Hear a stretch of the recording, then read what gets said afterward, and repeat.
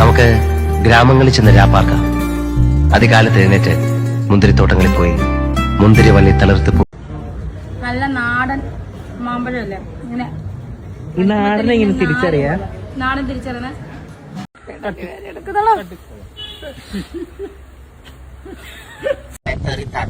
എനിക്കത് പറയാൻ പോലും വയ്യ. കാരണം ആ പേര് ഉച്ചരിക്കാൻ പോലും എനിക്ക് ഇഷ്ടമല്ല.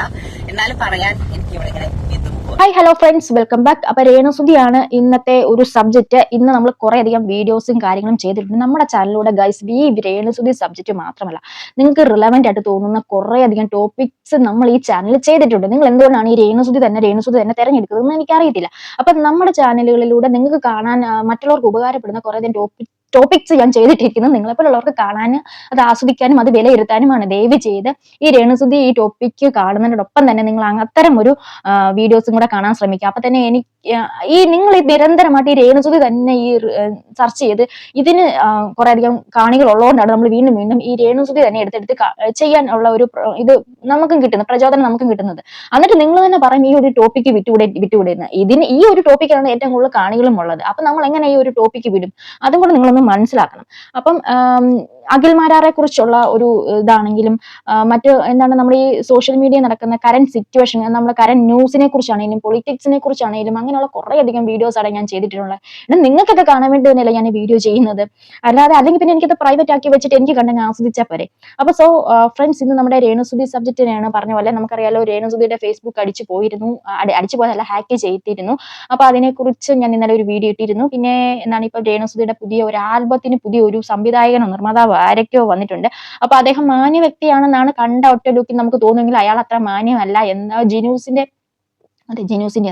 ജിനൂസിന്റെ ചാനലിൽ കൂടെ കുറെ അധികം ഈ ഒരു മാന്യ അദ്ദേഹത്തെ കുറിച്ചുള്ള ഒരു കുറെ അധികം വെളിപ്പെടുത്തലൊക്കെ വന്നിരുന്നു. അപ്പൊ ഏക്കായാലും കുറച്ചധികം കാര്യങ്ങൾ ഇതിലൂടെ നമുക്ക് ചുമ്മാ ജസ്റ്റ് പറഞ്ഞ് നമുക്ക് ചോദിച്ചു പോകാം. അപ്പൊ ചോദിച്ചു പോകാനുണ്ട്. അപ്പൊ ഫ്രണ്ട്സ്, വെൽക്കം ബാക്ക്. നിങ്ങൾ ആദ്യമായിട്ട് എന്റെ ചാനൽ കാണുന്നെങ്കിൽ ഒന്ന് സബ്സ്ക്രൈബ് ചെയ്യാൻ ശ്രമിക്കുക. അതോടൊപ്പം തന്നെ എന്താണ്, ലൈക്ക് ചെയ്തുകൊണ്ട് തന്നെ കാണാൻ ശ്രമിക്കുക. പിന്നെ ലൈക്ക് ചെയ്യുമ്പോൾ എന്താണ്, ഹൈപ്പ് എന്ന് പറഞ്ഞ ഓപ്ഷൻ വരുന്നുണ്ടെങ്കിൽ ഒന്ന് കൊടുക്കുക. അങ്ങനെ കൊടുക്കുകയാണെങ്കിൽ വളരെയധികം ഉപകാരമാണ്. നമുക്കത് കുറേ അധികം ആളുകളിലൂടെ എത്തിക്കാൻ കഴിയും. പിന്നെ എന്താണ്, നിങ്ങളുടെ വിലയേറെ കമന്റും അഭിപ്രായങ്ങളും ഒക്കെ എനിക്ക് അത്യാവശ്യമാണ്. അതെല്ലാം എഴുതണം. എത്ര സമയമില്ലെങ്കിലും ഞാൻ അതെല്ലാം നോക്കാറുണ്ട്. കഴിവതും ഞാൻ റിപ്ലൈ എല്ലാം തരാറുണ്ട്. അപ്പൊ നമുക്ക് നോക്കാം. മിക്കാലും ആദ്യത്തെ ഒരു വീഡിയോ കാണാം. നമുക്ക് ഗ്രാമങ്ങളിൽ ചെന്ന് രാപ്പാർക്കാം.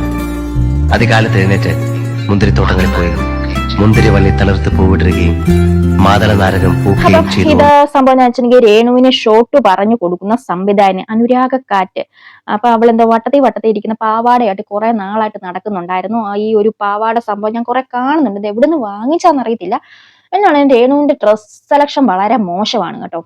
ആ കുട്ടിയല്ലോ, ആ തള്ളയ്ക്ക് രേഷ്മ തങ്കച്ചിന് ഒട്ടും ചേരുന്ന ഡ്രസ്സല്ല. എല്ലാം ഒന്നിനൊന്നിനും മെച്ചമാണ്. എല്ലാം കോലം കെട്ടുന്ന പോലെയാണ് എനിക്ക് പേഴ്സണലി തോന്നിയിട്ടുള്ളത്. നിങ്ങൾക്ക് അങ്ങനെയാണോ തോന്നിയിട്ടുള്ളോ എന്ന് എനിക്കറിയത്തില്ല. ഒട്ടും തോന്നില്ല. രേണുസുതി വളരെ പൊക്കം കുറഞ്ഞ ഒരാളാണെങ്കിലും നല്ല സൈസ് ഉള്ള വ്യക്തിയാണ്. എവിടേക്കോ പ്രൊജക്ട് ചെയ്ത് നിൽക്കുന്ന പോലെ എനിക്ക് തോന്നിയിട്ടുണ്ട്.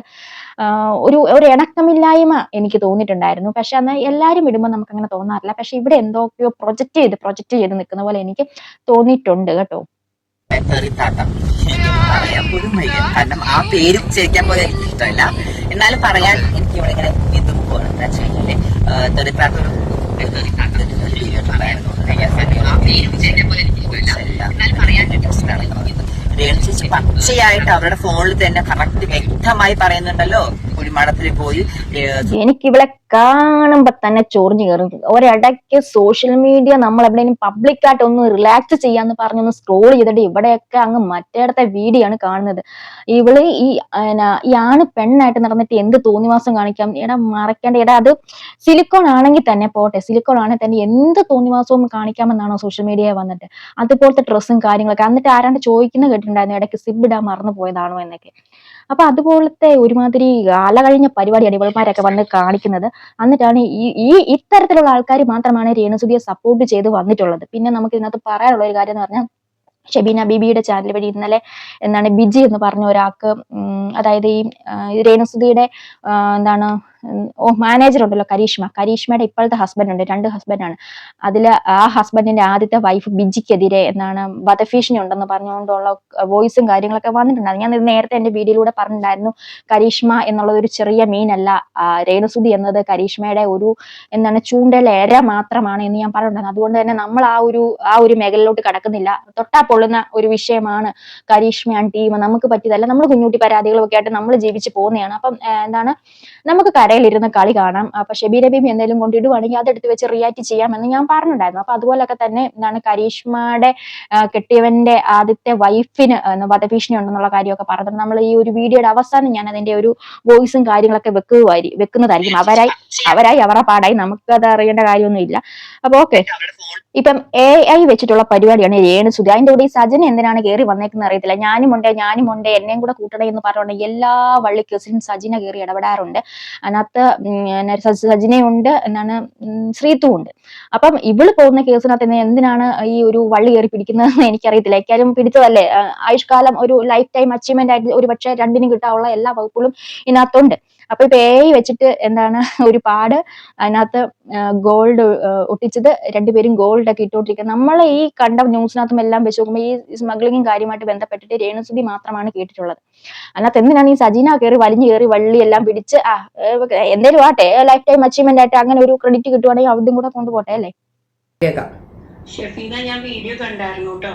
അപ്പോ ഈ പറഞ്ഞ പോലെ ഞങ്ങൾ താമസിക്കുന്ന വാടക വീട് കരീഷ്മയ്ക്കും ഷമീറിനും അറിയാം. പിന്നെ എന്റെ മോള് പഠിക്കുന്ന സ്കൂൾ അറിയാം. അവിടെ ചെന്ന് ഭയങ്കര ഷോ ഓഫ് ഒക്കെ ആയിരുന്നു.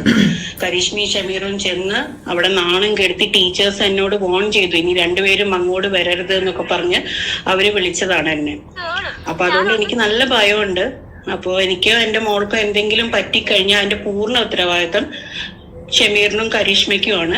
പിന്നെ ഇവര് പല അപവാദങ്ങളും പല അവിഹിതങ്ങളും എന്നെ പറ്റി പറയും. അപ്പൊ ഞാൻ എന്താന്ന് വെച്ച് കഴിഞ്ഞാൽ ഷെഫീനയ്ക്ക് അയച്ചു തന്ന എല്ലാ ഡീറ്റെയിൽസും, അതായത് തെളിവുകളെല്ലാം ഷെഫീന അങ്ങ് കൊടുത്തേക്കണം കേട്ടോ. പിന്നെ ഞങ്ങൾ പോലീസ് സ്റ്റേഷൻ പരിധി എന്ന് പറയുന്നത് നെടുമ്പാശ്ശേരി ആണ് കേട്ടോ. അപ്പൊ എനിക്ക് നല്ല ഭയമുണ്ട്. കാരണം ഇവരിനി എന്താ ചെയ്യാൻ മടിക്കുക, എന്താ ചെയ്യാന്നൊന്നും നമുക്കറിയത്തില്ല. അപ്പൊ അതുകൊണ്ടാണ് ഞാൻ ഈ പറയുന്നത്. ഓക്കെ, എന്നെ ഒരുപാട് കളിയാക്കിയിട്ടുണ്ട് ഈ കരീഷ്മയും ഷമീറും. എന്റെ തടിയെ കുറിച്ച് പറഞ്ഞിട്ടുണ്ട്, എന്റെ വയസ്സിനെ കുറിച്ച് കളിയാക്കിയിട്ടുണ്ട്. അങ്ങനെ ഒരുപാട് നാണം കെടുത്തിയിട്ടുണ്ട് ഈ കരീഷ്മയും ഷമീറും. അപ്പൊ ഇതിലത്തെ കരീഷ്മയും ഷമീറിനെയും പരാമർശിക്കുന്നുണ്ട്. ഈ പറഞ്ഞ വോയിസിന് ഉടമയായിട്ടുള്ള എന്നാണ് ബിജിയുടെ ഭർത്താവാണ് ഷമീർ. അപ്പൊ ഷമീറിനെ ചുറ്റിപ്പറ്റി കുറെ അധികം കാര്യങ്ങളൊക്കെ വന്നതാണ്, കുറച്ച് അധികം അലിഗേഷൻസ് ഒക്കെ നമ്മൾ അറിഞ്ഞതാണ്. നമ്മളായിട്ട് ഇവിടെ ഒന്നും വന്ന് പറയുന്നില്ല, അതിന്റെ ആവശ്യമുണ്ടെന്ന് തോന്നുന്നില്ല. ഇതാരാണോ വള്ളി വലിച്ചു പിടിച്ചു വെച്ചത്, ഷെബീന ബേബിയാണ് ഇപ്പൊ വള്ളി വലിച്ചു വെച്ചേക്കുന്നത്. അവരായിട്ട് തീർക്കട്ടെ, നമ്മളും കൂടെ അതിനകത്ത് ചെന്ന് തലയിട്ട് ചാടുന്നത് അത്ര ശരിയല്ല. പിന്നെ കേസും കാര്യങ്ങളൊക്കെ കൊടുക്കേണ്ട രീതിയിൽ കൊടുത്തിട്ടുണ്ട്. അതിന്റെ അപ്ഡേഷൻ ഒന്നും നമ്മൾ ഈ സോഷ്യൽ മീഡിയ വന്ന് പറയേണ്ട കാര്യങ്ങളൊന്നുമില്ല. അപ്പൊ അതിന്റെ അന്വേഷണവും കാര്യങ്ങളൊക്കെ നടക്കട്ടെ. അപ്പൊ നടന്നിട്ട് വരുന്ന റിസൾട്ട് എന്താണോ അത് പബ്ലിക്കിൽ വരുമ്പോഴത്തേക്ക് നമുക്ക് അതെടുത്ത് വെച്ച് റിയാക്ട് ചെയ്യാം. അതിനപ്പുറം നമുക്ക് ഇതിനകത്ത് ഒരു ചീഞ്ഞളിഞ്ഞ കേസിനകത്ത് നമുക്ക് നടത്തേണ്ട കാര്യങ്ങളൊന്നുമില്ല എന്നാണ് എനിക്ക് ഇതിലുണ്ട് തോന്നിയിട്ടുള്ളത്. അപ്പം ഈ ഒരു വിഷയത്തെ ചുറ്റിപ്പറ്റി നിങ്ങൾക്ക് എന്തൊക്കെയാണ് തോന്നുന്നത് വെച്ചാൽ തീർച്ചയായിട്ടും കമന്റ് ചെയ്യുക. അടുത്തൊരു വീഡിയോ ആയിട്ട് വീണ്ടും കാണുന്നവരെ ബൈ.